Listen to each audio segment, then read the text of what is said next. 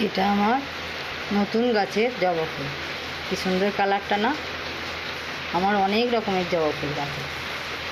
এটা ঠিক সাদাও নয়, গোলাপিও নয়। কত রকমের জবা ফুল দেখো বন্ধুরা। এটা ভেলভেট জবা, লাল টুকটুকে ভেলভেট জবা। এটা একটু ছোট্ট মতো, কিন্তু খুব বড় বড় হয়। পঞ্চমুখী জবা, এটা গেরুয়া জবা, এটা লাল জবা, ছোট্ট একটা লাল জবা।